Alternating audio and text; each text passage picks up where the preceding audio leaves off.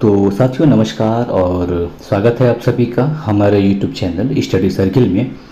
और इस वीडियो में हम बात कर रहे हैं बीपीएससी 2024 के लिए previous year question paper set को लेकर, और ये सेट नंबर 2 है हमारा। तो इसमें हमने 65वीं बीपीएससी प्रीलिम्स एग्जाम के प्रश्न को लिया है, जो कि वर्ष 2019 में 15 अक्टूबर को संपन्न हुआ था। तो जो प्रश्न है 25 प्रश्न हैं, देखेंगे हम इस पर थोड़ी डिटेल्स के साथ हैं। और तो इसमें जो ई ऑप्शन है असल में इसीलिए है कि उस समय तक 5 ऑप्शन हुआ करते थे, पर अब 4 हो गए हैं। तो देखें आप कितने तैयार हैं, इन प्रश्नों को कर पा रहे हैं या नहीं, ये भी चेक कर लेंगे। तो यहाँ पे जो पहला प्रश्न है कि ईपीसीजी का पूर्ण रूप क्या है। ईपीसीजी, तो यहाँ पे जो ईपीसीजी का है सही विकल्प हो जाएगा सी, एक्सपोर्ट प्रमोशन कैपिटल गुड्स, यानी कि निर्यात संवर्धन पूंजीगत वस्तुएं। तो असल में जो स्कीम है ये ईपीसीजी एक स्कीम आया था सन 1990 में लाया गया था, जिसका उद्देश्य था गुणवत्तापूर्ण वस्तुओं एवं सेवाओं के उत्पादन के लिए पूंजीगत वस्तुओं के आयात को सुविधाजनक बनाना और भारत के विनिर्माण प्रतिस्पर्धात्मकता क्षमता है उसको बढ़ाना है। इसके अलावा ये जो ईपीसीजी योजना लाया गया था यह शून्य सीमा शुल्क पर उत्पादन के पहले, उत्पादन के समय और उत्पादन के बाद के लिए पूंजीगत वस्तुओं के आयात की अनुमति प्रदान करता है। ये जो export promotion capital good scheme था उसके तहत। और हुआ ये था कि सन 2022 में सरकार ने ईपीसीजी स्कीम के विभिन्न प्रक्रियाओं में कुछ ढील प्रदान किया था। अब ईपीसीजी क्या है, असल में यह एक वाणिज्य एवं उद्योग मंत्रालय के तहत एक महानिदेशालय आता है जिसका नाम है विदेश व्यापार महानिदेशालय, जिसे कि डीजीएफटी कहा जाता है, यानी कि directorate general of foreign trade. तो ये जो डीजीएफटी है वाणिज्य और उद्योग मंत्रालय के तहत एक संलग्न कार्यालय है जिसका काम है उदारीकरण और वैश्वीकरण तथा निर्यात में वृद्धि के समग्र उद्देश्यों की पूर्ति करना। और ये जो डीजीएफटी है यानी कि directorate general of foreign trade, इसका नेतृत्व जो है विदेश व्यापार महानिदेशक करते हैं। और ये जो डीजीएफटी है यह अपने 24 क्षेत्रीय कार्यालयों के माध्यम से अंतर्राष्ट्रीय व्यापार के विकास के संबंध में निर्यातकों को सुविधा प्रदान करने का कार्य करते हैं। अब थोड़ी सी पूंजीगत वस्तुओं की अगर हम बात कर लें कि पूंजीगत वस्तुएं कौन सी होती हैं, तो पूंजीगत वस्तुएं जो हैं भौतिक परिसंपत्तियां होती हैं जिनका उपयोग है जो कोई भी कंपनी अपनी उत्पादन प्रक्रिया में उत्पादों और सेवाओं के निर्माण के लिए करती हैं, जिसका उपयोग जो है उपभोक्ता बाद में करते हैं। इनमें यानी कि पूंजीगत वस्तुओं में भवन, मशीनरी, उपकरण, वाहन और वाहन के पुर्जे या औजार आदि सम्मिलित होते हैं। अब हम प्रश्न नंबर 2 देखेंगे। प्रश्न नंबर 2 है कि प्रधानमंत्री श्रम योगी मानधन योजना में प्रत्येक ग्राहक को 60 वर्ष की आयु प्राप्त करने के बाद न्यूनतम अनुमानित राशि प्रति माह कितनी प्राप्त होगी। 3500, 2000, 3000 या 1500 या इनमें से कोई नहीं। तो यहाँ पे सही विकल्प सी हो जाएगा कि 3000 रुपये जो है प्रधानमंत्री श्रम योगी मानधन योजना में 60 वर्ष की प्राप्ति के बाद न्यूनतम अनुमानित राशि जो है 3000 रुपये प्राप्त होगी। सही है, तो यहाँ पर सही विकल्प सी हो जाएगा। अब थोड़ी सी हम प्रधानमंत्री श्रम योगी मानधन योजना की अगर हम बात करें, या कि जिसे कि PMSYM कहा जाता है, तो ये जो योजना है भारत सरकार के श्रम एवं रोजगार मंत्रालय के द्वारा 15 फरवरी 2019 में प्रारंभ किया गया था। हालांकि इसका जो औपचारिक उद्घाटन है 15 फरवरी 2019 में देश के प्रधानमंत्री श्री नरेंद्र मोदी जी के द्वारा किया गया था। और ये मंत्रालय की बात करें तो भारत सरकार के श्रम एवं रोजगार मंत्रालय के अंतर्गत आता है। और इस जो ये योजना लाया गया इसका उद्देश्य था असंगठित श्रमिकों की वृद्धावस्था को सुरक्षित और सामाजिक सुरक्षा प्रदान करना। तो ऐसे श्रमिक जो कि घर से काम करते हैं, या जो रेहड़ी पटरी लगाते हैं, या जो मिड डे मील में काम करने में लगे हुए हैं, या सिर पर बोझा ढोने वाले, ईंटा भट्टा में काम करने वाले, धोबी, रिक्शा चालक, फिर ऐसे मजदूर जो भूमिहीन हैं, फिर खेत में काम करने वाले मजदूर, फिर निर्माण काम में लगे हुए मजदूर, बीड़ी कामगार और हथकरघा कामगार, और जो चमड़ा कामगार होते हैं वो ऑडियो वीडियो विजुअल कामगार आदि जो व्यक्ति हैं जो कि मेहनत मजदूरी का काम करते हैं, ऐसे लोगों के लिए यह योजना लॉन्च की गई है। तो ये जो प्रधानमंत्री श्रम योगी मानधन योजना है एक स्वैच्छिक और अंशदायी पेंशन योजना है, यानी कि कंपलसरी नहीं है, आप अगर चाहें तो लें नहीं तो मत लें, ऐसा है।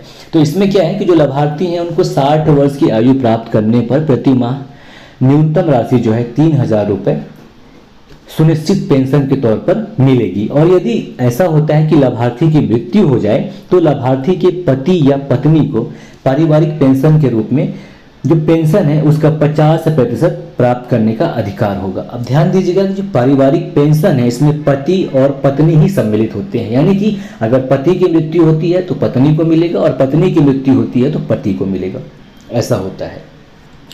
अब प्रधानमंत्री श्रम योगी मानधन योजना के लिए पात्र कौन है, तो 18 से 40 वर्ष के आयु के आवेदक जो हैं वो इसके लिए पात्र हैं, और जब वो 60 वर्ष की आयु पूरा कर लेंगे तब इनको 3,000 रुपये मिला करेगा। लेकिन इसमें यह है कि आपको 55 रुपये से 2,000 रुपये प्रति माह का मासिक अंशदान देना पड़ता है, यानी कि 55 रुपये न्यूनतम है, अधिकतम राशि 200 रुपये है जो आपको जमा करना होता है। और मासिक आय के संदर्भ में ऐसा है कि किसी व्यक्ति की मासिक आय जिसका कि 15,000 या उससे कम है वह इसके लिए पात्र है, और साथ ही साथ उस व्यक्ति का एक आधार कार्ड और बैंक में खाता होना चाहिए। ठीक है, अब देखेंगे प्रश्न नंबर 3 की तरफ जो कि इतिहास विषय से संबंधित है। प्रश्न 3 है कि व्यक्तिगत सत्याग्रह आंदोलन के प्रथम सत्याग्रही कौन थे? सरोजिनी नायडू, सी राजगोपालाचारी, विनोबा भावे, सुभाष चंद्र बोस या इनमें से कोई नहीं या एक से अधिक। तो देखिए, व्यक्तिगत सत्याग्रह आंदोलन के प्रथम सत्याग्रही जो थे वो विनोबा भावे थे, तो सही विकल्प यहाँ पे सी हो जाएगा। और दूसरे सत्याग्रही की अगर हम बात करें तो वो श्री जवाहरलाल नेहरू थे, और तीसरे सत्याग्रही जो थे व्यक्तिगत सत्याग्रही वो ब्रह्मदत्त थे। 17 अक्टूबर 1940 को वर्धा के पास पवनार ग्राम से यह जो व्यक्तिगत सत्याग्रह आंदोलन था प्रारंभ किया गया था। हालांकि इसका उद्देश्य विरोध करना था, लेकिन उस समय क्या है वर्ल्ड वार चल रहा था, दूसरा वर्ल्ड वार, तो गांधी जी का ये था कि अंग्रेजों को मतलब ज़्यादा परेशान ना करते हुए बस उनके खिलाफ अपना विरोध दर्ज कराना है। अब ये जो आंदोलन है व्यक्तिगत सत्याग्रह, इसका उद्देश्य था कि ब्रिटिश सरकार के इस दावे को खारिज किया जाए कि भारत की जनता जो है द्वितीय विश्व युद्ध में ब्रिटिश सरकार के साथ है और युद्ध के खिलाफ शांतिपूर्ण विरोध करना इस सत्याग्रह का उद्देश्य था। और ये आंदोलन जो है जनवरी 1942 तक चलता है। अब थोड़ी सी हम पृष्ठभूमि देख लें कि कौन कौन सी ऐसी घटना घट रही थी जिसकी वजह से ये व्यक्तिगत सत्याग्रह आंदोलन आया और इसके क्या क्या प्रभाव पड़े, ये भी अगर हम देख लें तो देखिए क्या है कि ब्रिटिश के द्वारा क्या किया गया था। सन 1940 में अगस्त प्रस्ताव लाया गया था, तत्कालीन वायसराय लॉर्ड लिनलिथ गो के द्वारा प्रस्तावित किया गया था। तो इसका उद्देश्य ये था अगस्त प्रस्ताव का कि द्वितीय विश्व युद्ध में भारतीय जनमानस का समर्थन प्राप्त किया जाए। इसके अलावा ये जो प्रस्ताव था यह द्वितीय विश्व युद्ध में भारतीयों को लड़ने के लिए मजबूर करने के लिए लाया गया था, जिसमें कांग्रेस एवं मुस्लिम लीग इन दोनों ने ही अस्वीकार कर दिया था। अब दूसरे वर्ल्ड वार की अगर हम बात करें जो कि इसमें भारत की क्या प्रतिक्रिया रही थी, तो देखिए क्या है कि सितंबर 1939 में यानी कि 1939 में द्वितीय विश्व युद्ध छिड़ने के समय भारत जो है ब्रिटिश का उपनिवेश था।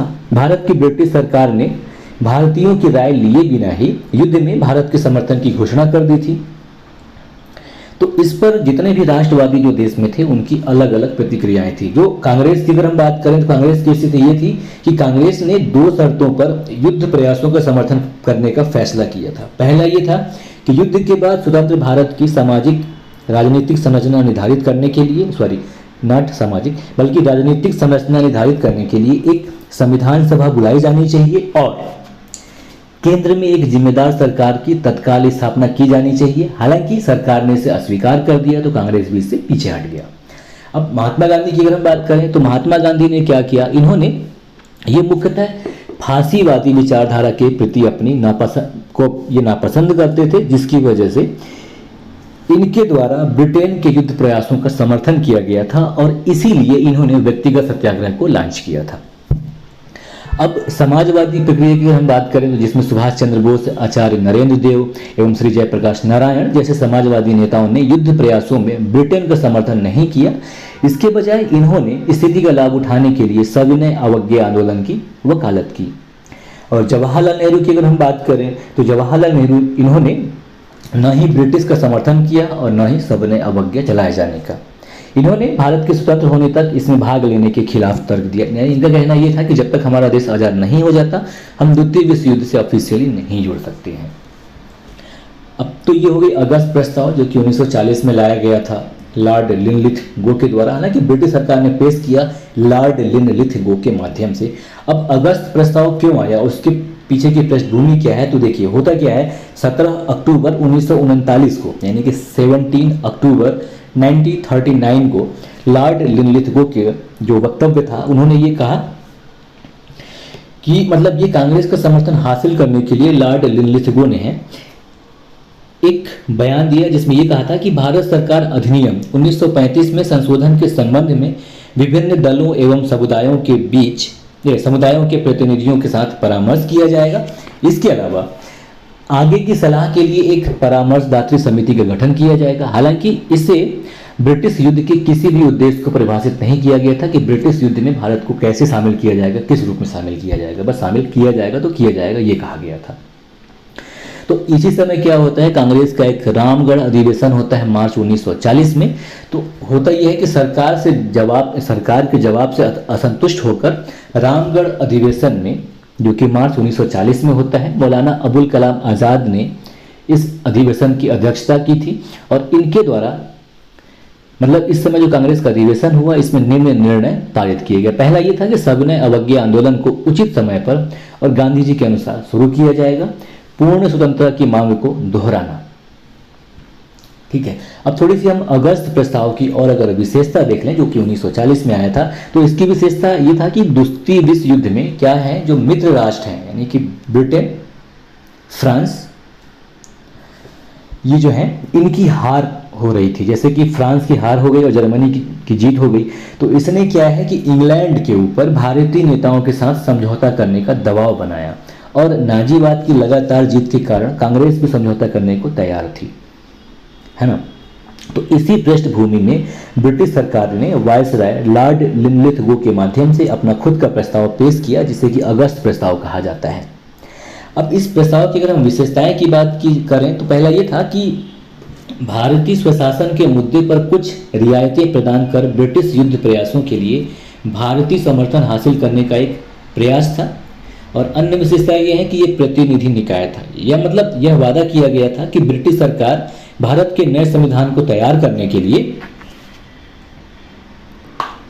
मुख्य रूप से भारतीयों से मिलकर एक प्रतिनिधि निकाय को स्थापित करेगी। इसके अलावा युद्ध के बाद संविधान सभा अपनी सामाजिक, राजनीतिक एवं आर्थिक आवश्यकताओं के अनुसार संविधान के विषयों पर निर्णय लेगी। और भारतीयों की भागीदारी के साथ डोमिनियन स्टेट्स, ये भी घोषणा किया गया था लॉर्ड लिनलिथ-गो के द्वारा अगस्त प्रस्ताव के तहत। इसमें कहा गया था कि युद्ध में विजय के पश्चात प्रभुत्व का दर्जा देने का वादा दोहराया गया था। और भारतीयों की भागीदारी से एक युद्ध सलाहकार परिषद स्थापित करने का वादा किया गया था। इसमें क्या था कि जो वायसराय है उसकी कार्यकारिणी परिषद में विस्तार करने का वादा भी किया गया था जिसमें भारतीयों का बहुमत होगा, ये कहा गया था। हालांकि वायसराय ने रक्षा, राज्यों के साथ संधि, अल्पसंख्यक अधिकारों एवं अखिल भारतीय सेवाओं पर एकाधिकार बनाए रखा था। मतलब इस प्रस्ताव के माध्यम से ऐसा कहा गया था। इसके अलावा मुस्लिम लीग को वीटो प्रदान कर दी गई थी। अगस्त प्रस्ताव का जो सबसे नेगेटिव इम्पैक्ट था वो ये था कि जो मुस्लिम लीग है उसको वीटो प्रदान कर दी गई थी। तो इसने वादा किया था, यानी कि लॉर्ड लिनलिथ-गो ने अगस्त प्रस्ताव में वादा किया था कि भविष्य में कोई भी संविधान अल्पसंख्यकों की सहमति के बिना नहीं अपनाया जाएगा। तो अब इस पर कुछ प्रतिक्रिया भी आई लोगों की, वो भी देख लें अगर हम। तो कांग्रेस ने क्या है कि अगस्त प्रस्ताव को अस्वीकार कर दिया क्योंकि इसमें डोमिनियन दर्जे के बजाय पूर्ण स्वतंत्रता पर जोर दिया गया था। इसके अलावा मुस्लिम लीग ने भी इसे अस्वीकार कर दिया था क्योंकि अब वह अलग पाकिस्तान राज्य की मांग करने लग गई थी। महात्मा गांधी की बात करें तो इन्होंने इस प्रस्ताव के जवाब में व्यक्तिगत सत्याग्रह का आह्वान किया और व्यक्तिगत सत्याग्रह प्रारंभ किया, है ना। अब तो ये बात हो गया व्यक्तिगत सत्याग्रह आंदोलन की और उसके जो पृष्ठभूमि थी उसकी। आगे बढ़ेंगे, प्रश्न नंबर चौथा देखेंगे। प्रश्न नंबर चौथा है कि लंदन में इंडिया हाउस के संस्थापक कौन थे। बड़ा ही बेहतरीन क्वेश्चन है ये। इंडिया हाउस जो काफी चर्चित रहा था, इंडिया हाउस, तो बताना है कि इसके संस्थापक कौन थे। श्यामजी कृष्ण वर्मा, रास बिहारी बोस, रामचंद्र जी, तारकनाथ दास, या इनमें से कोई नहीं या एक से अधिक। तो यहाँ पे सही विकल्प ए हो जाएगा कि लंदन में इंडिया हाउस के संस्थापक जो थे वो श्यामजी कृष्ण वर्मा थे। ठीक है, तो सही विकल्प ए हो जाएगा। अब थोड़ी सी हम श्यामजी कृष्ण वर्मा और इंडिया हाउस की बात करें तो श्यामजी कृष्ण वर्मा के बारे में ऐसा है कि ये कई भाषाओं के जानकार और विद्वान थे। हिंदी, संस्कृत, गुजराती और अंग्रेजी पर इनका एक अधिकार था। इसी के चलते ये ऑक्सफोर्ड यूनिवर्सिटी लंदन से पढ़े थे। ठीक है, और भारत के कई रियासतों के दीवान के रूप में इन्होंने काम किया। जूनागढ़ में दीवान रहते हुए एक अंग्रेज रेजिडेंट के साथ इनका विवाद हो गया, जिससे वो ब्रिटेन चले गए।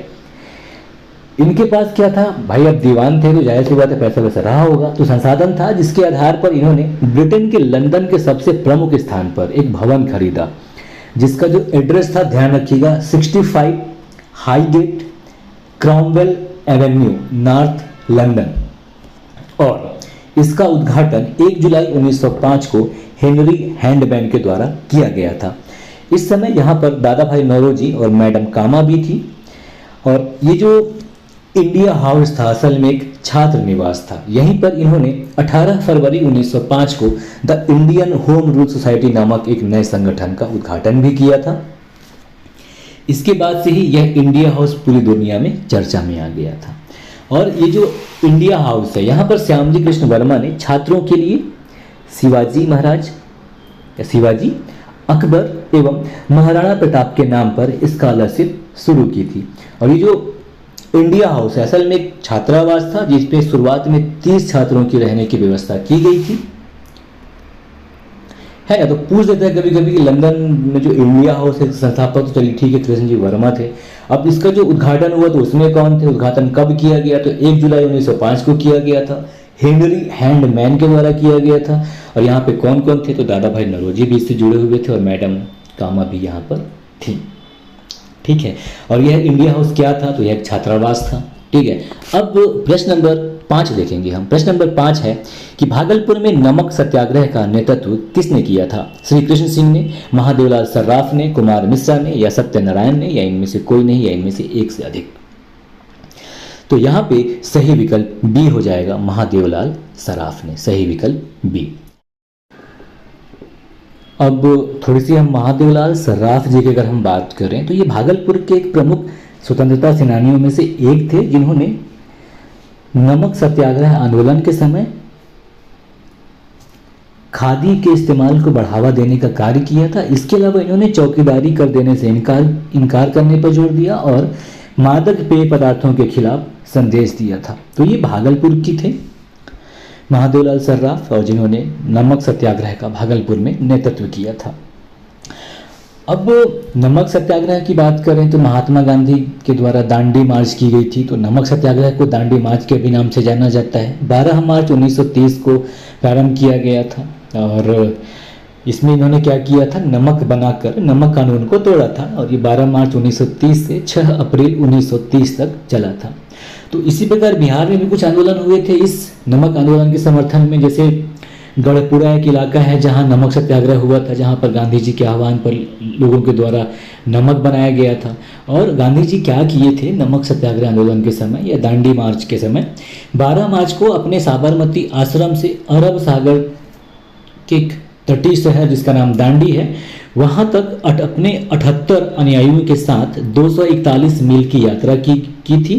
और इसका उद्देश्य ये था कि समुद्र के जल से नमक बनाकर जो ब्रिटिश नीति है उसका उल्लंघन करना था। ये आंदोलन ब्रिटिश का नमक पर एकाधिकार के खिलाफ प्रतिरोध और अहिंसक विरोध के प्रत्यक्ष कार्रवाई अभियान के रूप में चलाया गया था। ठीक है, अब थोड़ी देख लें कि दांडी मार्च हुआ, लेकिन उसके पीछे का कारण क्या था, क्यों दांडी मार्च गांधी जी को करना पड़ा। तो हम देखेंगे कि देखिए सन 1929 में क्या हुआ था, लाहौर के कांग्रेस के वार्षिक अधिवेशन में कांग्रेस कार्य समिति को करों का भुगतान न करने और सविनय अवज्ञा आंदोलन शुरू करने के लिए अधिकृत किया गया था। फिर क्या होता है कि 26 जनवरी 1930 को स्वतंत्रता दिवस मनाया जाता है रावी नदी के तट पर, और देश के विभिन्न स्थानों पर राष्ट्रीय ध्वज फहराकर देशभक्ति के गीत गाए जाते हैं। क्योंकि जब लाहौर अधिवेशन हुआ था 1929 में, तो वहीं पे ये हुआ था कि हमको अब 1930 से हमको आज़ादी चाहिए, तो इसीलिए 26 जनवरी को तय किया गया था। तो 26 जनवरी 1930 को स्वतंत्रता दिवस मनाया गया रावी नदी के तट पर, और देश के विभिन्न हिस्सों में भी मनाया गया था।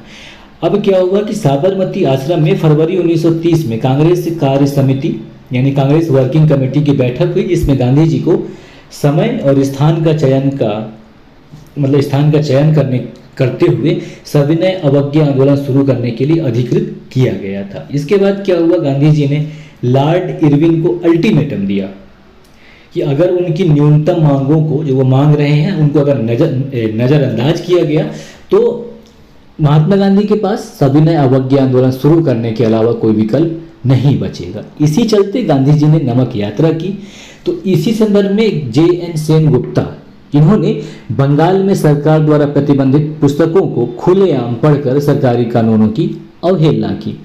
अब थोड़ी सी अगर हम नमक सत्याग्रह की महत्व की बात करें तो इसका बहुत ही ज़्यादा महत्वपूर्ण प्रभाव हुआ, क्योंकि नमक जो कि बिल्कुल एक मामूली सा चीज़ था, उसको महात्मा गांधी ने प्रतीकात्मक तौर पर उपयोग में लाया था। तो इससे क्या हुआ, तो जो इसकी वजह से क्या हुआ, भारत में ब्रिटेन से होने वाला जो आयात था वो काफ़ी गिर गया था। उदाहरण के तौर पर अगर हम बात करें तो जो ब्रिटेन से जो कपड़े आया करते थे भारत के संदर्भ में, उनका जो आयात था वो आधा हो गया। इसके अलावा ये आंदोलन पिछले अन्य आंदोलनों की तुलना में अधिक व्यापक था, जिसमें महिलाओं, किसानों, श्रमिकों, छात्रों एवं व्यापारियों तथा दुकानदारों जैसे शहरी तत्वों ने भी बड़े पैमाने पर भागीदारी की थी। तो इस समय क्या हुआ कि इसी के माध्यम से कांग्रेस अब अखिल भारतीय संगठन का स्वरूप प्राप्त कर लिया था। इसके अलावा इस आंदोलन को कस्बों एवं देहात दोनों ही जगहों से सभी वर्गों का समर्थन हासिल हुआ। वह एक उल्लेखनीय प्रकृति का था। इसके अलावा सविनय अवज्ञा आंदोलन में भारतीय महिलाओं की बड़ी संख्या की भागीदारी उनके लिए वास्तव में मुक्ति का सबसे अलग अनुभव था। तो ये सविनय अवज्ञा आंदोलन ही था जिसकी वजह से भारतीय महिलाएं भी इस आंदोलन में कूद पड़ी। तो इसका एक पॉजिटिव इफेक्ट था।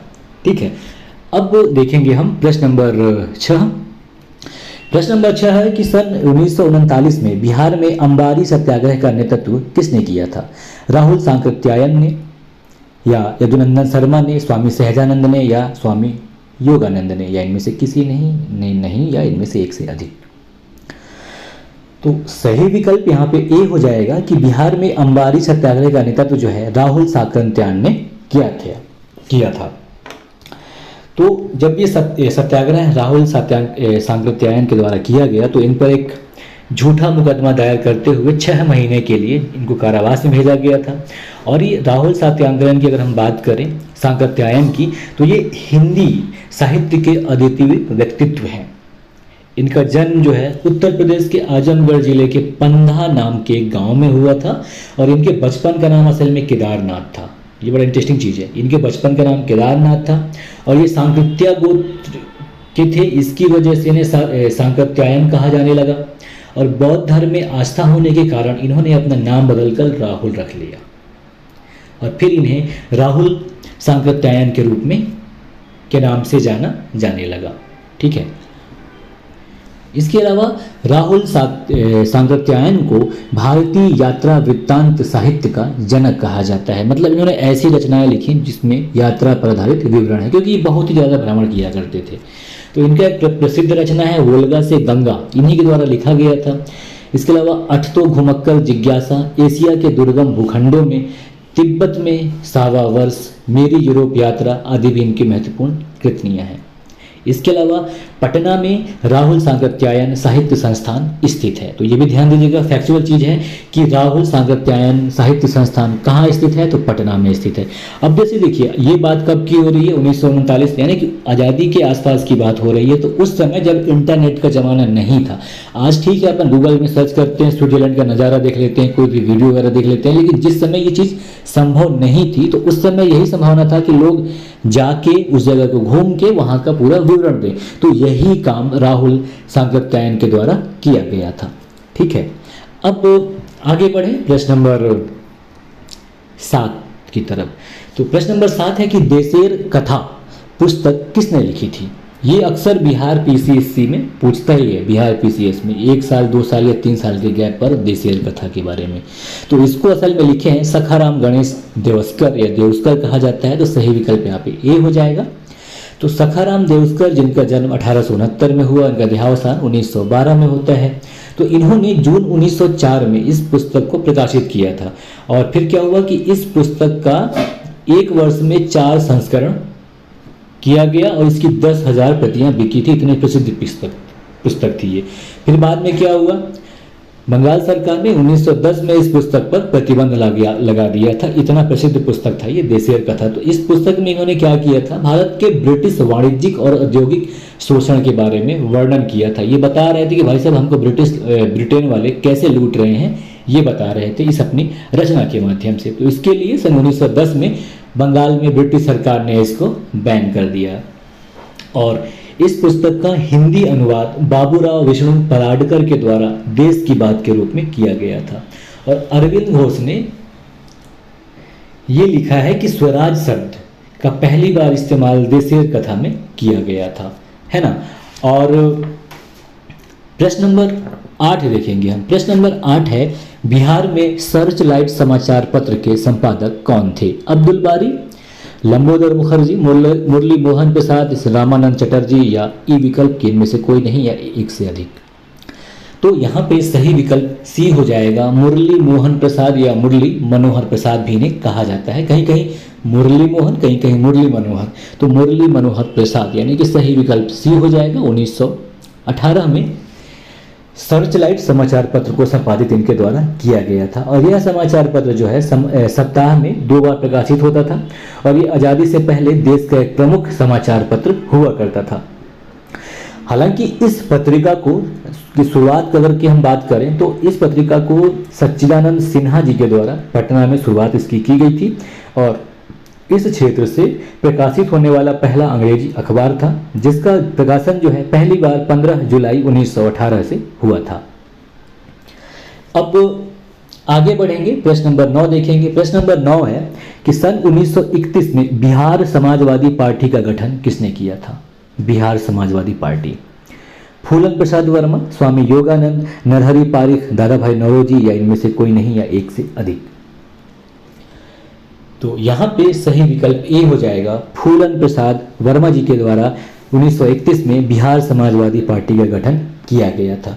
तो इनके द्वारा मतलब फूलन प्रसाद वर्मा जी, जयप्रकाश नारायण, इन दोनों के द्वारा मिलकर किया गया था। तो क्या हुआ कि देखिए 1931 में बिहार समाजवादी पार्टी का गठन कांग्रेस के ही भीतर मार्क्सवादी लेनिनवादी समाजवादियों की विचारधाराओं के द्वारा मिलकर किया गया था। इसका गठन जो है फूलन प्रसाद वर्मा ने जयप्रकाश नारायण के नेतृत्व में किया था।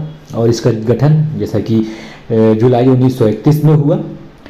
उस समय इसके साथ मतलब फूलन प्रसाद वर्मा जी के साथ गंगा शरण सिन्हा, राम वृक्ष बेनीपुरी और रामानंद मिश्र जी के द्वारा मिलकर किया गया था। इसके अलावा बिहार समाजवादी पार्टी ने बाद में 1934 ईस्वी में कांग्रेस समाजवादी पार्टी की नींव रखी बिहार के संदर्भ में। और इसके अगर कुछ महत्वपूर्ण नेताओं की बात करें तो इसमें आचार्य नरेंद्र देव शामिल थे, संपूर्णानंद थे, यूसुफ मेहर अली थे, जिन्होंने 1928 में साइमन गो बैक का नारा दिया था। तो ये जो साइमन गो बैक का नारा है यूसुफ मेहर अली के द्वारा दिया गया था। ठीक है। और आगे प्रश्न नंबर 10 देखेंगे। प्रश्न नंबर 10 है कि भारतीय राष्ट्रीय कांग्रेस के संस्थापक कौन थे। अब देखिए भारतीय राष्ट्रीय कांग्रेस से सवाल पूछता है बिहार पीएससी में। हालांकि बिहार में सिर्फ एक ही सम्मेलन हुआ था बांकीपुर में, जिसे कि पटना ही कहा जाता है। अगर बांकीपुर और पटना दोनों है तो बड़ा कन्फ्यूजन हो जाता है कि क्या करें, तो वहाँ पे पटना होगा। तो बताना है कि भारतीय राष्ट्रीय कांग्रेस के संस्थापक कौन थे। William Adam, A.O.. ह्यूम, रास बिहारी बोस या मोतीलाल नेहरू। तो सही विकल्प यहाँ पे ए हो जाएगा, बी हो जाएगा, ए.ओ. ह्यूम, जो कि थियोसॉफिकल सोसाइटी के प्रमुख सदस्य भी थी। इनके द्वारा 28 दिसंबर 1885 को इसकी स्थापना की जाती है। हालांकि भारतीय राष्ट्रीय कांग्रेस की स्थापना एक समग्र प्रयास था, जो कि उस तिथि को यानी कि 28 दिसंबर को अस्तित्व में आया और उस दिन से भारतीय राष्ट्रीय कांग्रेस का स्थापना हुआ। तो इसके संस्थापकों में ए.ओ. ह्यूम, दादा भाई नौरोजी और दिनसा वाचा प्रमुख रूप से शामिल थे। तो क्या हुआ कि जब भारतीय राष्ट्रीय कांग्रेस की स्थापना हो रही थी तो इसका जो प्रथम बैठक जो होना था या प्रथम अधिवेशन होना था वो पूना में होना था। लेकिन क्या हुआ कि पूना को इसका मौका नहीं मिला। वजह ये था कि पूना में हैजा फैल गया था और इस हैजा फैल जाने के कारण इसका स्थान बदलकर मुंबई किया गया, जहां पे गोकुलदास तेजपाल संस्कृत महाविद्यालय में इसकी पहली बैठक हुई, जिसमें अध्यक्षता जो है व्योमेश चंद्र बनर्जी वीसी बनर्जी के द्वारा किया गया था। और इसका तीसरा सम्मेलन 1887 में किया जाता है मद्रास में, और इसके पहले मुस्लिम अध्यक्ष बनते हैं वहां पे सैयद बदरुद्दीन तैयब जी। और चौथा सम्मेलन इसका 1888 में प्रयागराज में किया जाता है, जिसमें जॉर्ज यूल के द्वारा अध्यक्षता की जाती है चौथे सम्मेलन की, और प्रथम अंग्रेज अध्यक्ष जॉर्ज यूल होते हैं। इसके अलावा 1912 में पटना अधिवेशन में होता है, जहां पे अध्यक्षता आर.एन. मुधालकर जी के द्वारा की जाती है, और ए.ओ. ह्यूम को कांग्रेस का जनक घोषित किया जाता है भारतीय राष्ट्रीय कांग्रेस के पटना या बांकीपुर अधिवेशन में। यानी कि 1912 का जो बिहार में अधिवेशन होता है उसी में ए.ओ. ह्यूम को कांग्रेस का जनक घोषित किया जाता है। और सन 1917 में भारतीय राष्ट्रीय कांग्रेस का कलकत्ता अधिवेशन होता है, जिसमें अध्यक्ष का पद संभालती हैं श्रीमती एनी बेसेंट, और इस प्रकार एनी बेसेंट भारतीय राष्ट्रीय कांग्रेस की प्रथम महिला अध्यक्ष घोषित होती हैं या बनती हैं।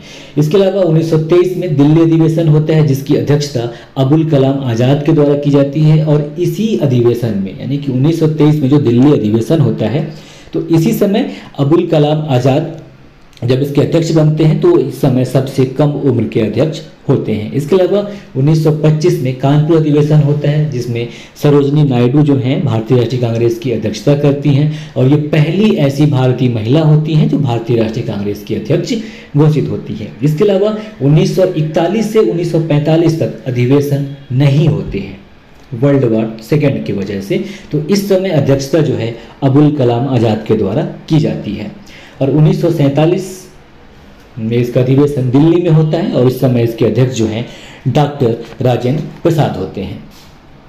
ठीक है, अब आगे बढ़ेंगे, प्रश्न नंबर 11 देखेंगे। प्रश्न नंबर 11 है कि स्वराज मेरा जन्मसिद्ध अधिकार है और मैं इसे लेकर ही रहूंगा, किसने कहा था? बाल गंगाधर तिलक जी ने कहा था कि स्वराज मेरा जन्मसिद्ध अधिकार है और मैं इसे लेकर ही रहूंगा। तो सही विकल्प यहाँ पे सी हो जाएगा, बाल गंगाधर तिलक जी। तो अगर हम बाल गंगाधर तिलक जी के बारे में बात करें तो जिन्हें उपनाम जिनका लोकमान्य भी है, इनका जन्म 23 जुलाई 1856 ईस्वी को होता है और 1 अगस्त 1920 को इनका देहावसान होता है। तो अंग्रेजों के द्वारा इन्हें भारतीय अशांति के जनक के रूप में जाना जाता है। हालांकि इन्हें भारतीय अशांति का जनक जिस अंग्रेज व्यक्ति ने कहा था उसका नाम था वैलेंटाइन सिरोल। तो वैलेंटाइन सिरोल के द्वारा बाल गंगाधर तिलक को भारतीय शांति का जनक के रूप में कहा गया। और बाल गंगाधर तिलक की अगर हम बात करें तो इन्होंने अंग्रेजी भाषा में मराठा और मराठी भाषा में केसरी नाम से 2 समाचार पत्र प्रकाशित किए। और इनका मतलब जो समाज के क्षेत्र में इन्होंने ऐसा है कि चलिए होम रूल लुक की स्थापना तो की ही एनी बेसेंट के साथ मिलकर, और एनी बेसेंट और जी.एम. खापड़े के साथ मिलकर। और इनके मतलब बाल गंगाधर तिलक के नेतृत्व में जो होम रूल लीग चलाया गया वो सिर्फ 4 जगहों पर चलाया गया था, महाराष्ट्र, कर्नाटक, मध्य प्रांत और बरार में, जो कि काफ़ी सफल रहा था। इसके अलावा ये फर्ग्यूसन कॉलेज के संस्थापक भी थे और वहाँ पर इन्होंने गणित विषय को पढ़ाया था। 1884 ईस्वी में इनके द्वारा डेक्कन इंडिया सोसाइटी की स्थापना की जाती है। और इनका जो सबसे बड़ा मतलब समाज के क्षेत्र में जो काम होता है वो 1893 ईस्वी में गणेश चतुर्थी मनाना इन्होंने प्रारंभ किया, जो आज अपने व्यापक रूप से पूरे देश से मनाया जाता है। और इन्होंने सन 1895 यानी कि 1895 ईस्वी में शिवाजी जयंती मनाना प्रारंभ किया। इसके अलावा इन्होंने जब ये मांडले जेल में थे तब वहाँ पर रहकर गीता रहस्य नामक पुस्तक लिखा था। ठीक है, अब आगे बढ़ेंगे। प्रश्न नंबर 12। प्रश्न नंबर 12 है कि रविंद्रनाथ टैगोर ने अपनी नाइटहुड उपाधि किस कारण त्याग दी? विकल्प है सविनय अवज्ञा आंदोलन का तोड़ दमन, भगत सिंह को फांसी दिया जाना, जलियांवाला बाग हत्याकांड, या चौरी चौरा की घटना, या इनमें से कोई नहीं, या एक से अधिक। तो देखिए, सविनय अवज्ञा आंदोलन जो है 1930 में चालू किया गया था। भगत सिंह जी को फांसी दी गई 1931 में। जलियांवाला बाग हत्याकांड हुआ 1919 में, 13 अप्रैल 1919 को, और चौरा चौरी की घटना होती है 1922 ईस्वी में। तो होता क्या है कि सही विकल्प यहाँ पे सी हो जाएगा कि रविन्द्रनाथ टैगोर जी ने अपनी नाइटहुड की उपाधि जो है जलियांवाला बाग हत्याकांड के विरोध में त्याग दी थी। थोड़ी सी अगर हम इनकी बात कर लें, रविन्द्रनाथ टैगोर की, जो कि एशिया के प्रथम ऐसे व्यक्ति हैं जिन्हें नोबेल पुरस्कार मिला तत्कालीन समय में 1913 ईस्वी में गीतांजलि इनकी रचना के लिए। और इनका जन्म 7 मई 1861 को होता है और इनका देहावसान 7 अगस्त 1941 को। तो ये रविन्द्रनाथ टैगोर, जो कि विश्वविख्यात कवि, साहित्यकार, दार्शनिक और भारतीय साहित्य के नोबेल पुरस्कार विजेता हैं, जो कि 1913 में इनको मिला था इनकी रचना गीतांजलि के लिए। इनको सन 1915 में किंग जॉर्ज पंजम के द्वारा नाइटहुड की उपाधि से सम्मानित किया गया था। और ऐसे एकमात्र कवि हैं रविन्द्रनाथ टैगोर जिनकी रचनाएं जो हैं 2 देशों की राष्ट्रगान हैं, जिसमें हमारे देश का जनगण मन और बांग्लादेश का आमार सोनार बांग्ला। अब थोड़ी सी चलते हैं हम जलियांवाला बाग हत्याकांड की तरफ, 13 अप्रैल 1919 की तरफ, जहाँ पे ये जघन्य हत्याकांड होता है। तो होता क्या है कि पंजाब प्रांत के अमृतसर में स्वर्ण मंदिर स्थित है, उसी के पास एक बाग है जिसे जलियांवाला बाग कहा जाता है। वहां पर 13 अप्रैल को रोलेट एक्ट का विरोध करने के लिए सभा हो रही थी। अब ये रोलेट एक्ट क्या है इसके बारे में आगे पढ़ेंगे। तो रोलेट एक्ट का विरोध करने के लिए एक सभा चल रही थी, जिसमें जनरल रेजिनाल्ड डायर ने बिना किसी चेतावनी के सिपाहियों को गोली चलाने का आदेश दे दिया, जिससे भगदड़ मच गई और 400 से अधिक व्यक्तियों की मौत हुई और हजारों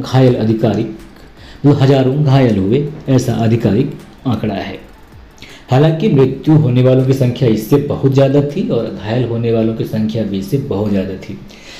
तो यहाँ पे होता क्या है कि ये तो घटना घट गया, इसके और जो कारण हैं वो भी पढ़ेंगे हम आगे। थोड़ी सी एक चीज़ देख लें कि सन 1997 में ब्रिटिश की महारानी एलिजाबेथ आती हैं और इस स्मारक पर मृतकों को श्रद्धांजलि देती हैं। फिर क्या होता है कि सन 2013 में ब्रिटिश प्रधानमंत्री डेविड कैमरून भी इस स्मारक पर आए थे और यहाँ विजिटर्स बुक में लिखा था कि ब्रिटिश इतिहास की एक शर्मनाक घटना थी।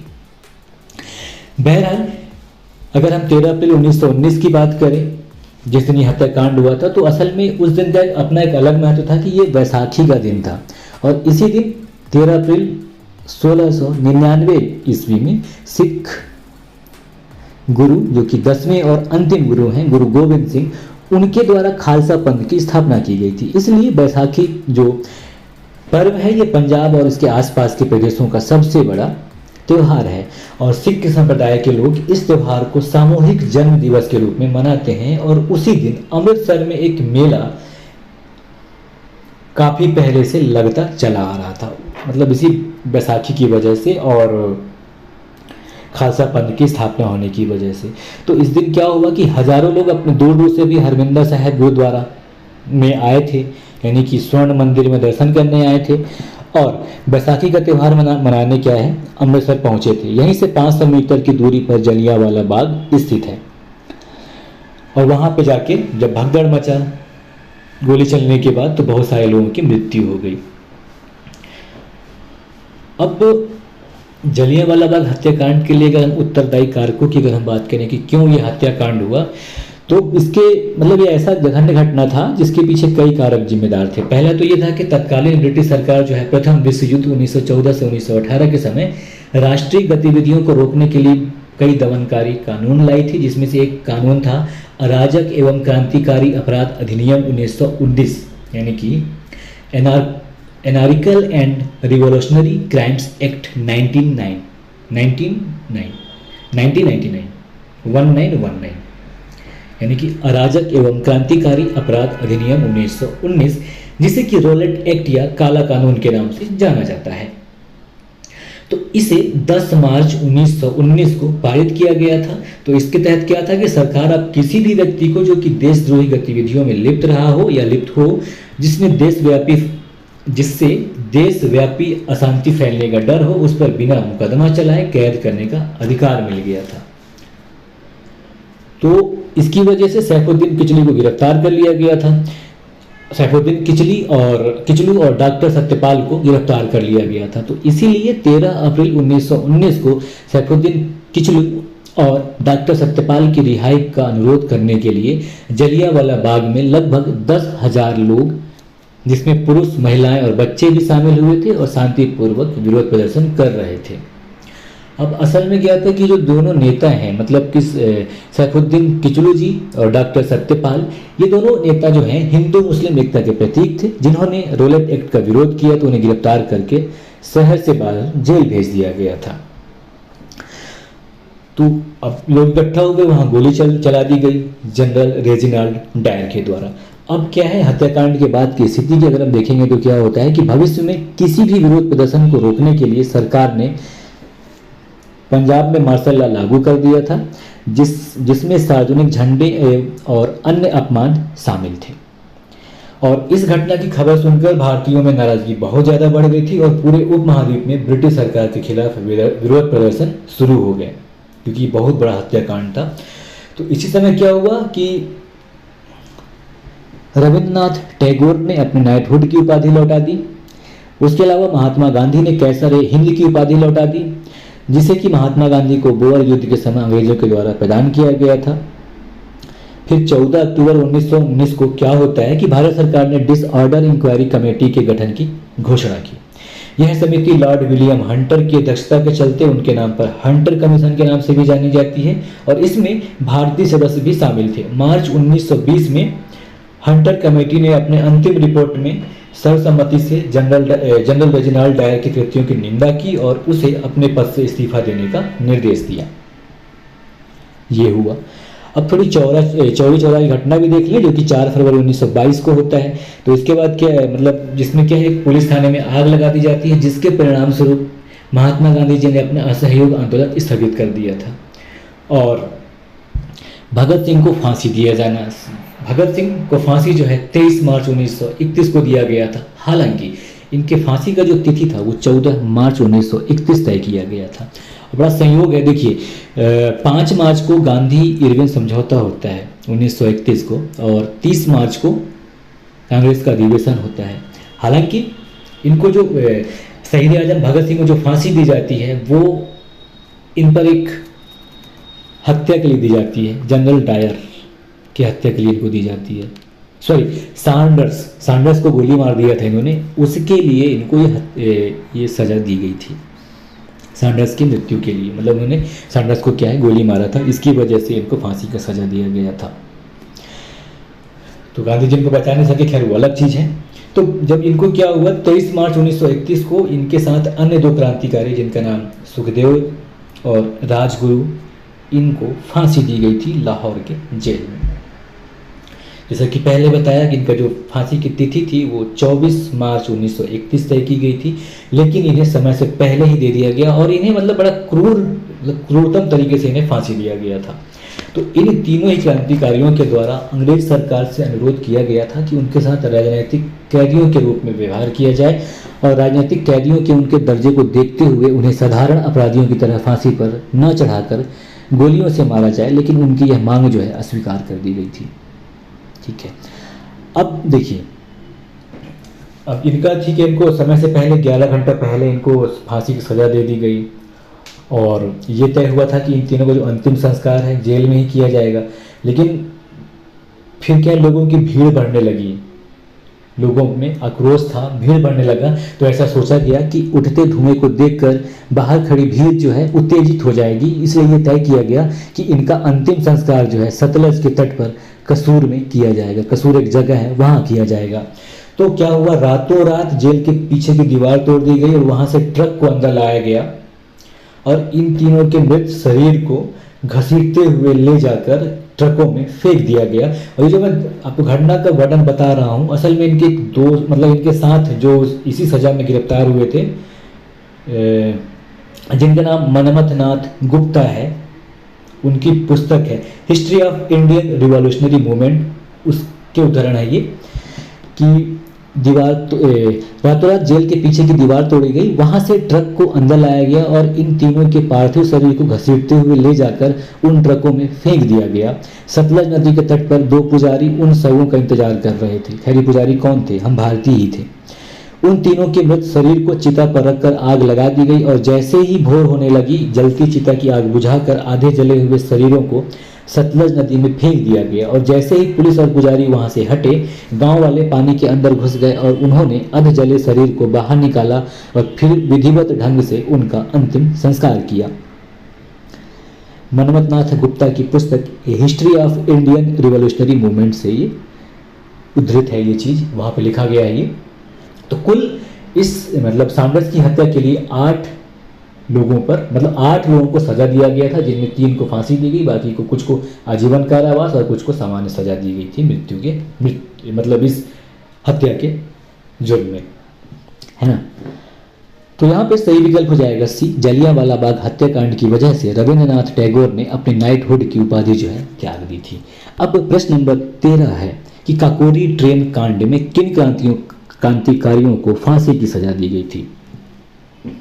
हालांकि इसका नाम जो है उत्तर प्रदेश अब बदल दिया है, काकोरी ट्रेन कांड वर्ड का नाम उत्तर प्रदेश सरकार ने चेंज कर दिया है।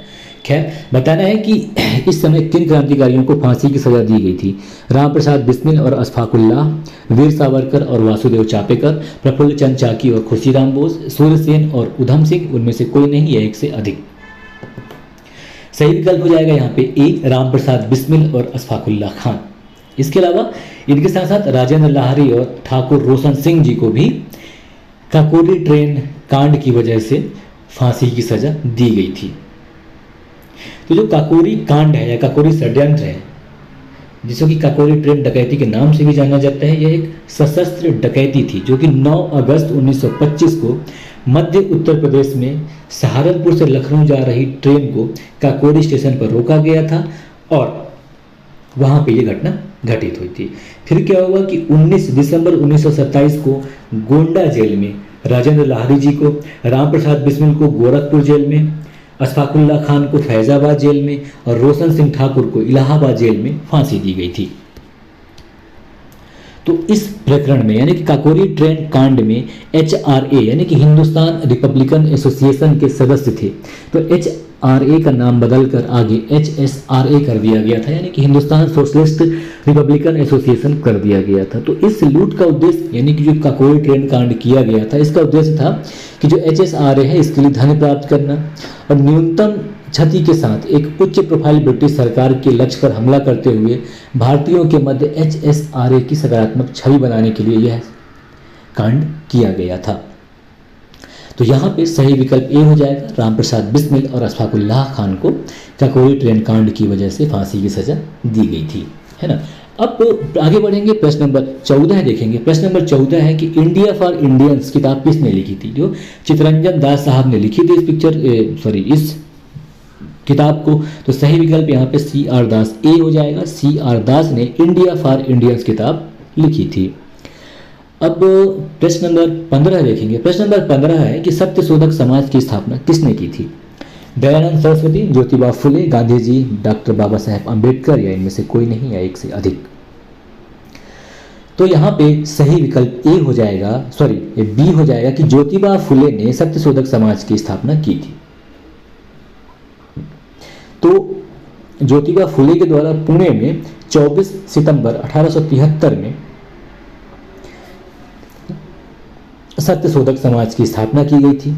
और ज्योतिबा फुले जो कि ज्योतिराव फुले के नाम से भी इनको जाना जाता है। और डॉक्टर अंबेडकर ने मतलब जो हमारे ये भीमराव अंबेडकर हैं, तो भीमराव अंबेडकर ने महात्मा बुद्ध और कबीर के साथ साथ ज्योतिबा फुले को अपना गुरु माना है।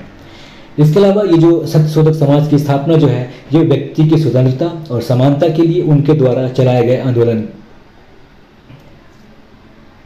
के कारण इन्हें आधुनिक भारत की परिकल्पना का पहला रचनाकार भी माना जाता है। और जब इनकी मृत्यु हुई ज्योतिबा फुले की, तो इनकी मृत्यु के पश्चात सत्यशोधक समाज के काम को इनकी पत्नी ने आगे बढ़ाया और इन्होंने यानी कि ज्योतिबा फुले ने गुलामगिरी पुस्तक की रचना की, जो कि काफ़ी ही प्रसिद्ध पुस्तक है।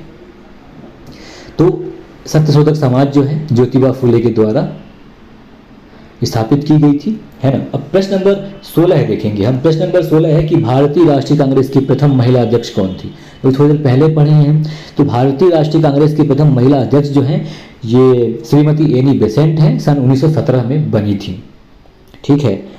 अब प्रश्न नंबर 17 देखेंगे। प्रश्न नंबर 17 है कि पुस्तक द ओरिजिन ऑफ स्पीसीज किसने लिखी है। ओरिजिन ऑफ स्पीसीज ये चार्ल्स डार्विन ने लिखी है। तो सही विकल्प यहाँ पे डी हो जाएगा कि पुस्तक the origin of the species Darwin के द्वारा लिखी गई पुस्तक है। यानी कि the origin of the species Charles Darwin द्वारा किया गया एक वैज्ञानिक साहित्य का कार्य है, जिसमें इन्होंने विकासवादी जीव विज्ञान की नींव, मतलब इस पुस्तक को विकासवादी जीव विज्ञान का नींव माना जाता है। और ये जो पुस्तक है 24 नवंबर 1859 को प्रकाशित हुआ था। इस पुस्तक में चार्ल्स डार्विन ने विकास की अवधारणा को प्रस्तावित की थी। और ये विचार है कि प्रजातियां जो हैं समय के साथ बदलती हैं, नई प्रजातियां को जन्म देती हैं और उनका एक सामान्य पूर्वज होता है। ठीक है। अब विकास का अवधारणा इनका ऐसा है कि बहुत सारा इनका जो कहना है बिल्कुल सच है। लाइक आप हमारे कुछ ऐसे अंग हैं जो अब निष्क्रिय हो गए हैं, लेकिन उनका फिर भी अवशेष थोड़ा बहुत पाया जाता है ना। और इस पर दूसरे जो तीसरा सेट आएगा उस पर हम विज्ञान पे और चर्चा करेंगे। फिलहाल आगे बढ़े। प्रश्न नंबर 18 देखिए हम। प्रश्न नंबर 18 है कि शैवाल और कवक के मिलने से लाइकेन बनता है, जिसे क्या कहा जाता है। पैरासाइटिज्म, म्यूटिलिज्म, कॉमेंसलिज्म या कन्वर्जन, या इनमें से कोई नहीं है एक से अधिक। तो सही विकल्प यहाँ पे क्या हो जाएगा, म्यूटिलिज्म हो जाएगा, यानी कि सहजीविता या सहपकारिता। पैरासाइटिज्म यानी परजीविता, तो परजीविता तो ऐसा होता नहीं। परजीविता में क्या है कि एक से दूसरे को नुकसान होता है, एक को फायदा दूसरे को नुकसान। सहभोजिता में ऐसा है कि एक के खाने से दूसरे को फर्क ही नहीं पड़ता। रूपांतरण, रूप बदल जाए, तो यहाँ पर ऐसा कुछ हो ही नहीं रहा है। तो यहाँ पे सही विकल्प जो है म्यूटिलिज्म है, यानी कि सहजीविता, यानी कि तुम भी जियो हम भी जिए, यानी कि हम तुम एक दूसरे से मिलकर ही बने, मतलब इनमें ऐसा पाया जाता है लाइकेन में, इसलिए इसे म्यूटिलिज्म या सहजीविता कहा जाता है। तो लाइकेन की अगर हम बात करें तो ये बड़ा ही मस्त दिखता भी है। कुछ बड़े रंगीन होते हैं, रंगे चंगे होते हैं, और कुछ थोड़ी सी हल्के से फेड कलर में होते हैं, स्लेटी कलर के होते हैं। कुछ जो समुद्री मसाला आप देखते हैं, जो आप कटहल वगैरह की सब्जी बनाते हैं, कोई मसालेदार सब्जी बनाते हैं, आपने घर में देखा हो, तो ये असल में समुद्री मसाला है, लाइकेन ही होते हैं वो। तो लाइकेन जो है एक प्रकार के विशेष पौधे होते हैं जो कि शैवाल और कवक से मिलकर बने होते हैं। शैवाल यानी एल्गी और फंजाई से मिलकर बने होते हैं, जिसमें क्या है दोनों घटक एक दूसरे से लाभ प्राप्त करते हैं। तो कवक इसमें क्या करता है, कवक जो है स्ट्रक्चर प्रदान करता है, पूरे बॉडी को स्ट्रक्चर देता है और सुरक्षा देने का काम करता है। जबकि जो मिनरल्स और वाटर एब्जॉर्बेशन होता है उसका काम जो है कवक के द्वारा किया जाता है। लेकिन जो मेन काम है फोटोसिंथेसिस का या प्रकाश संश्लेषण का, वो कवक एल्गी के द्वारा किया जाता है या शैवाल के द्वारा किया जाता है। तो इस प्रकार जहाँ पे एल्गी क्या है खाना बनाता है, वहीं कवक जो है उसको ढांचा प्रदान करने का काम करता है। तो दोनों एक दूसरे से मिलकर सहजीविता के रूप में काम करते हैं। तो जो लाइकेन होते हैं असल में ये निम्न श्रेणी के छोटे वनस्पतियों के समूह होते हैं, जो कि विभिन्न प्रकार के आधारों पर उगे हुए पाए जाते हैं। और जैसे आधारों की बात करें, कहाँ कहाँ मिल जाएगा आपका, तो जो पेड़ होते हैं उनकी पत्तियों पे मिल जाएगा, छाल पे मिल जाएगा, बरसात के बाद देखेंगे मिलेगा वहाँ पे कुछ वो अजीब सा संरचना रहता है, वो हो गया। प्राचीन जो पुरानी दीवारें हो गई वहाँ मिल जाएंगी, ज़मीन के तल पर मिल जाएंगी, चट्टानों पर भी ये मिल जाएंगे आपको। तो अधिकांशतः ये धवल रंग या स्लेटी रंग के होते हैं। इसके अलावा ये लाल भी होते हैं, नीले भी होते हैं, नारंगी, बैंगनी और भूरे रंग के भी पाए जाते हैं। तो जो लाइकेन है इनका जो वनस्पतिक शरीर होता है उसे थैलस कहा जाता है, जो कि जड़, तना और पत्ती इन सब से विहीन होता है, यानी कि इनमें जड़, तना, पत्तियां नहीं पाई जाती। तो जो लाइकेन है इसका जो मुख्य भाग है तंतु से निर्मित होता है, जो कि कवक होता है। जो इसका मुख्य भाग है वो कवक होता है या फंजाई है, जिससे इसका संरचना वगैरह बनता है। और ये रेशों की एक जालीनुमा संरचना होता है इसका। और कवक मतलब कवक का जो स्वरूप है उसके अनुसार जो लाइकेन है ये दो वर्गों में विभाजित किया जा सकता है। पहला होता है एस्कोलाइकेनीज और दूसरा होता है बेसिडियोलाइकेनीज। तो जो ये एस्कोलाइकेनेज होता है, इसका जो कवक भाग है ये एस्कोमाइसिटीज वर्ग का होता है, जबकि जो बेसिडियोलाइकेनेज होता है इसका जो कवक भाग है ये बेसिडियोमाइसिटीज वर्ग का होता है। ठीक है, और ये जो लाइकेन होता है ये सहजीविता का एक बेहतरीन उदाहरण होता है, ठीक है ना। तो यहाँ पे जो सही विकल्प है वो बी हो जाएगा कि शैवाल और कवक के मिलने से लाइकेन बनता है, जिसे सहजीविता या म्यूटिलिज्म कहा जाता है ना। अब आगे बढ़ेंगे प्रश्न नंबर 19 की तरफ। प्रश्न नंबर 19 है कि जहाँ जीव रहता है उस सटीक जगह को कहते हैं। जीव जहाँ रहता है उसे क्या कहते हैं? आवास कहते हैं। तो आवास, पारितंत्र, निकेत, बायोम या इनमें से कोई नहीं है, एक से अधिक। सही विकल्प यहाँ पे ए हो जाएगा कि जीव जहाँ रहता है उस सटीक जगह को आवास कहा जाता है। तो आवास या निवास स्थान एक ऐसा स्थान होता है जहाँ पर जीव अपना घर बनाता है, और यह स्थान सभी पर्यावरणीय परिस्थितियों को पूरा करता है जिन्हें एक जीव को जीवित रहने की आवश्यकता होती है। और यह चीज़ सब चीज़ के लिए सही है मानव के अलावा, क्योंकि मानव जहाँ चाहे वहाँ घर बना सकता है, क्योंकि वो पर्यावरण को अपने हिसाब से मतलब बहुत सारी चीज़ों को परिवर्तित कर सकता है। लेकिन जो प्राकृतिक रूप से रहते हैं उनके लिए ऐसा संभव नहीं है, क्योंकि जो ध्रुवी भालू है तो वो तो वहीं रहेगा, कहीं और तो रह नहीं सकता ना। तो यहाँ पे जो सही विकल्प है वो ए हो जाएगा, आवास। जैसे उदाहरण की अगर हम बात करें तो एक जानवर के लिए निवास स्थान का मतलब ये होता है कि उसे भोजन खोजने और इकट्ठा करने की ज़रूरत है, और एक साथी का चयन करे और सफलतापूर्वक प्रजनन करे और फिर रात अपने घर में रहे। तो उसके लिए क्या आवास चाहिए, और वहाँ पे सभी पर्यावरणीय परिस्थितियाँ होनी चाहिए जिसमें वह जीवित रह सके, है ना। और पौधे के लिए ऐसा है कि एक मतलब एक अच्छा निवास स्थान में ये आ जाएगा कि भाई मट्टी अच्छा हो, प्रकाश उसे मिलना चाहिए बराबर से, हवा मिलना चाहिए, पानी मिलना चाहिए, और जो मिट्टी है इसका संयोजन बहुत सही तरीके से होना चाहिए। ये पौधे के लिए आवास के रूप में ये जरूरी हो जाता है। तो जीव जहाँ रहता है उस सटीक जगह को आवास कहा जाता है ना। अब निकेत की अगर हम बात कर लें कि निकेत क्या है, तो निकेत जो है एक अद्वितीय कार्यात्मक भूमिका या एक पारिस्थितिक तंत्र में प्रजातियों का स्थान है। मतलब किसी भी पर्टिकुलर जगह में जो प्रजातियों का स्थान होता है उसे निकेत कहा जाता है। जैसे हम तालाब में मछली और वहाँ कुछ अन्य जो है वो कहलाएंगे निकेत। और बायोम का अगर हम बात करें तो पूरे जैव मंडल का जो स्थलीय भाग है, जहाँ जो स्थल है वो बायोम कहलाता है। ठीक है, अब आगे बढ़ेंगे प्रश्न नंबर 20 की तरफ। प्रश्न नंबर 20 है कि सौर ऊर्जा एटीपी में कहाँ बदलती है, यानी कि सौर ऊर्जा का रूपांतरण एटीपी के रूप में कहाँ होता है? माइटोकॉन्ड्रिया में, क्लोरोप्लास्ट में, राइबोसोम में या पराक्सीसोम में? तो सही विकल्प देखिए, अब सौर ऊर्जा का काम माइटोकॉन्ड्रिया से लेना देना तो है नहीं,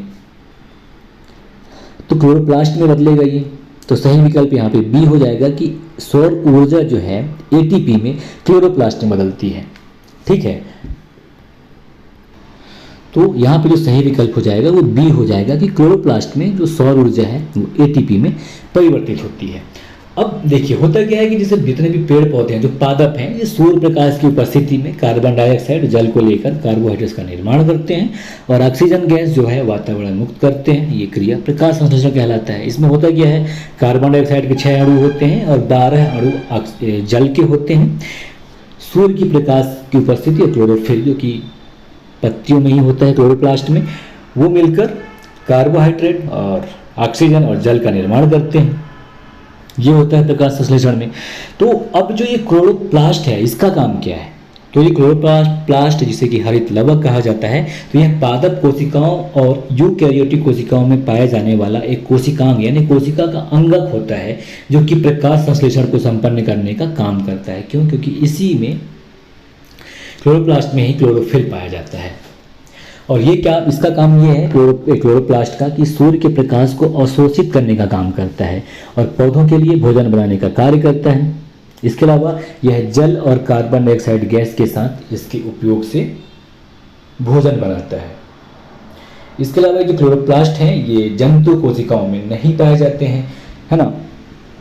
अब एटीपी की बात करें जो कि ऊर्जा का एक रूप है, एडिनोसिन ट्राइफॉस्फेट, ये सभी सजीवों की कोशिकाओं में पाए जाने वाला ऊर्जा वाहक अणु होता है जो कि खाद्य अणुओं के टूटने से प्राप्त रासायनिक ऊर्जा को ग्रहण करता है और इसे अन्य कोशिकीय प्रक्रियाओं को ईंधन देने के लिए मुक्त करता है। और जो माइटोकॉन्ड्रिया है इसे कोशिका का पावर हाउस कहा जाता है, जबकि जो राइबोसोम्स है असल में इसे कोशिका का प्रोटीन हाउस कहा जाता है या प्रोटीन फैक्ट्री कहा जाता है, क्योंकि यह प्रोटीन निर्माण में मदद करता है। ठीक है, अब प्रश्न नंबर 21 की बात करें। प्रश्न नंबर 21 है कि हड्डियों की पढ़ाई विज्ञान की किस शाखा के अंतर्गत होती है? हड्डियों की पढ़ाई, जियोलॉजी, सोयोलॉजी, ओरोलॉजी, ऑस्टियोलॉजी। तो सही विकल्प यहाँ पे डी हो जाएगा कि हड्डियों की पढ़ाई जो है ये ऑस्टियोलॉजी, जो कि विज्ञान की एक शाखा है, उसके अंतर्गत होती है। तो हड्डियाँ की अगर हम बात करेंगे ना, हड्डी तोड़ देंगे भाई तेरा, तो हड्डियाँ जो है भाई बहुत मजबूत चीज़ होती है, जो कि कैल्शियम, फास्फोरस, सोडियम और अन्य खनिजों से मिलकर बना होता है, जिससे प्रचुर मात्रा में कैल्शियम होता है।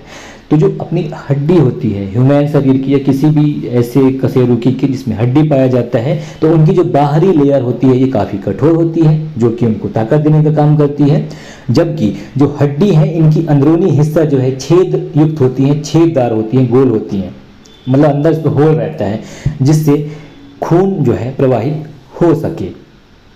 इसके अलावा ये जो हड्डियां होती हैं ये हमेशा रिमॉडलिंग प्रक्रिया के जरिए बदलती रहती हैं। जैसे छोटे बच्चे से मतलब जब आदमी वयस्क में बदलता है तो हड्डियों का विकास जो होता है वो रिमॉडलिंग प्रक्रिया के हिसाब से होता है। जैसे अगर हम एक मानव शरीर की बात करें, जो वयस्क मानव शरीर है उसकी बात करें, तो वयस्क मानव शरीर में 206 हड्डियां होती हैं, जबकि जन्म के समय शिशु में इनकी संख्या 300 होती है।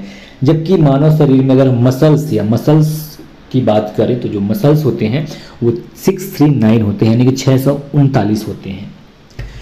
तो हड्डियाँ जो कि हमारे शरीर के लिए और पूरे जंतु जगत के लिए संरचना का एक मतलब जो हमारे शरीर को और जीव जंतु को संरचना प्रदान करता है, इसके अलावा यह मस्तिष्क और हृदय जैसे अधिक नाजुक एवं महत्वपूर्ण अंगों के लिए सुरक्षा देने का भी काम करता है।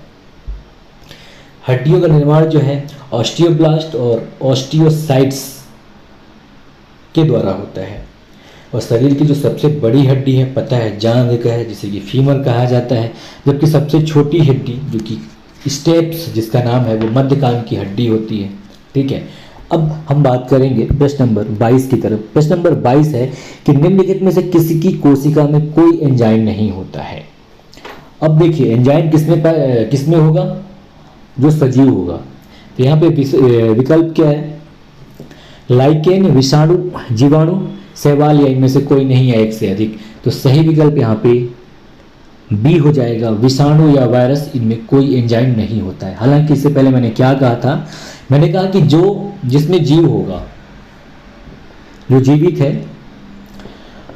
और जो कोशिका है उसमें एंजाइम होंगे ही, लेकिन ये जो विषाणु होते हैं ये सजीव और निर्जीव के बीच की कड़ी होती है, इसके लिए इनमें कोई एंजाइम नहीं होते हैं। हाँ, एंजाइम इनमें बाद में आते हैं। अब देखिए कैसे आते हैं।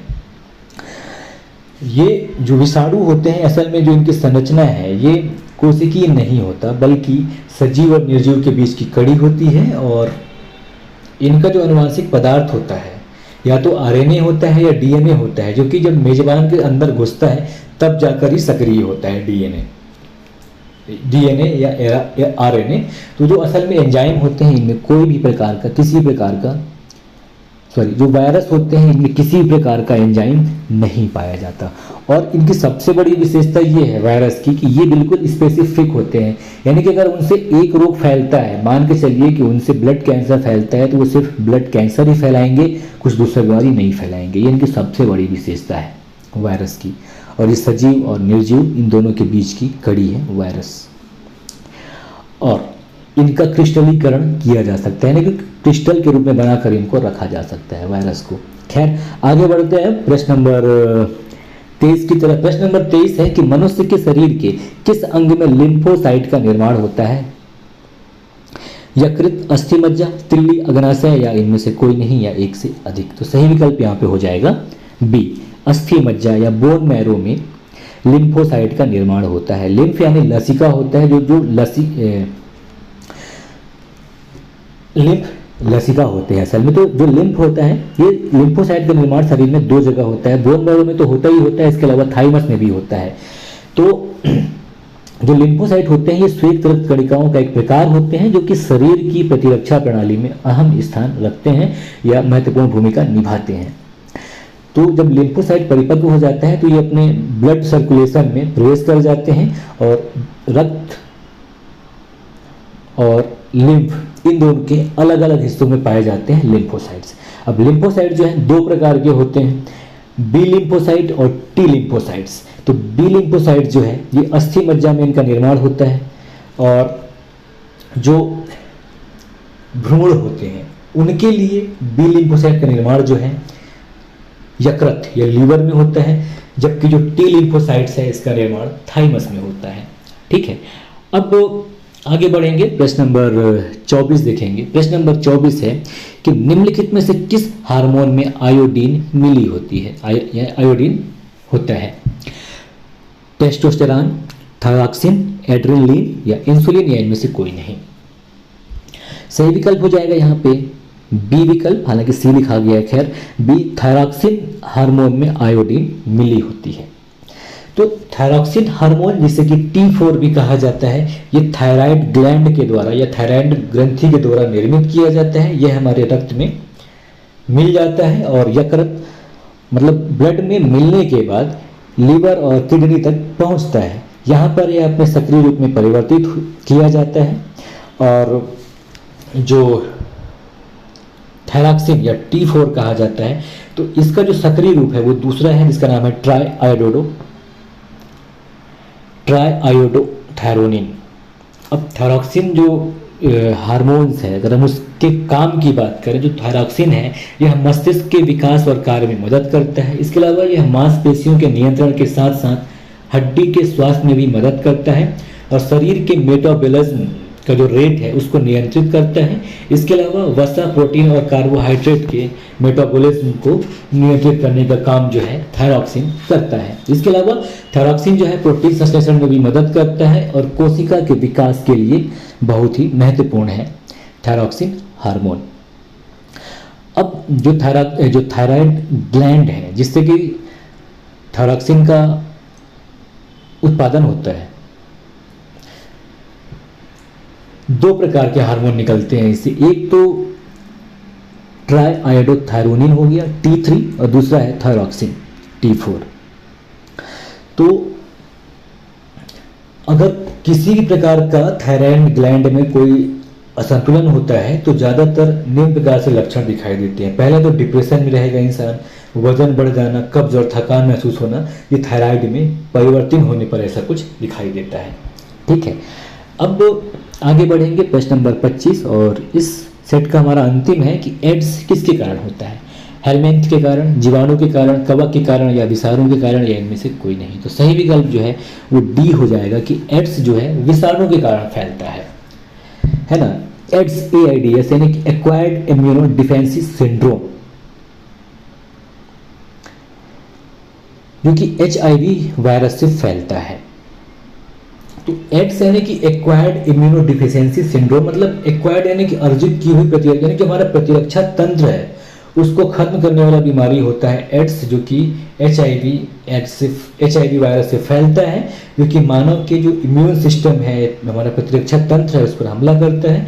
और उसका जो फैलने का सबसे प्रमुख कारण है वो असुरक्षित यौन संबंध है। इसके अलावा ब्लड ट्रांसफ्यूजन है और प्रसव के द्वारा भी, मतलब प्रसव के समय भी माँ से बच्चे को फैलने का इसमें खतरा रहता है।